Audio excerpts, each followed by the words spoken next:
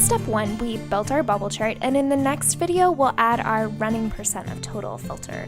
But in this video, I want to take just a moment to explain something that's unique to Tableau called measure names and measure values. Now, this functionality is really neat, but it's something that definitely tripped me up when I first started working with Tableau. You may have noticed these italicized variables that Tableau has always tacked onto the variables in your data pane. If you haven't used them before, this dashboard is the perfect opportunity to see what they do. In step 3, we'll be messing around with some more complicated table calculations. And whenever I go down that path, I like to start off with a crosstab so I can really make sure I understand how Tableau's calculations are working before I make any visualization with them.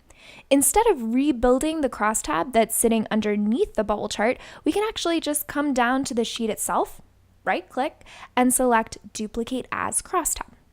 Okay, so here we go. When we look at the crosstab, Tableau is generated for us. We see measure names and measure values all over the place. First, we see measure names sitting on the column shelf. Second, we see measure names sitting on the filter shelf. Third, we see measure values sitting on the marks card on text. And fourth, we see an entirely new card in our environment here, and it's labeled measure values. All right, let's pick this apart. First, how about some definitions? Notice that both these guys start with the word measure, and we already know what our measures are, right? They are the variables in our data set that are numbers. They're things we'd want to do math on as opposed to the dimensions up here that are descriptive data like name or sex or year. In our super simple data set here, we only have one measure called occurrences, which is the number of social security cards.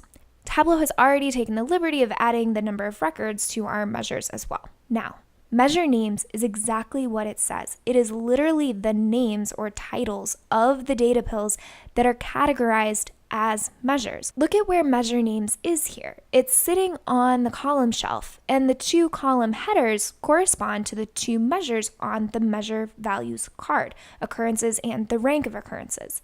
Now, you might say, but hey, we've got another measure in our data pane that's not here, number of records. And you're totally right. This is where the measure names filter comes into the picture.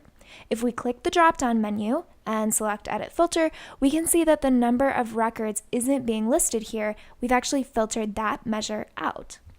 If we pull number of records onto the measure values card, measure names creates a new column, and it no longer excludes the number of records on the filter.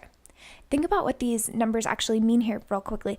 It's kind of interesting. Any name that has 200 records here would have appeared on social security cards during each of the 100 years in the data set for both sexes.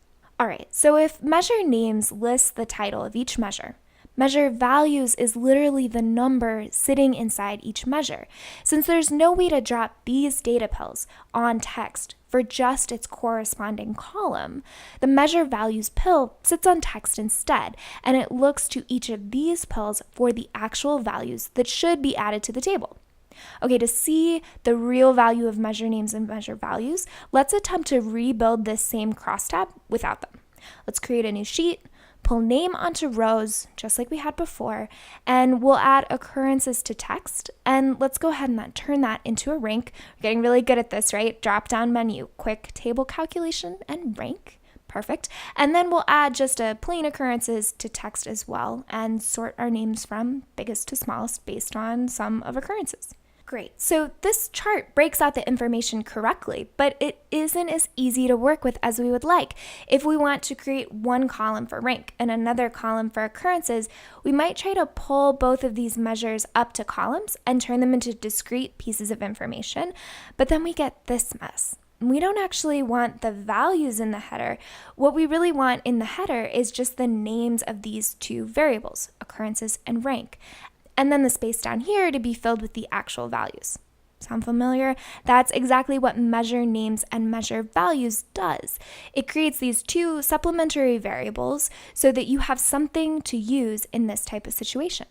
We can pull off these variables, replace the column headers with measure names, add measure values to text, and then add our rank back in, add our occurrences, and then we can get rid of the number of records. Much better.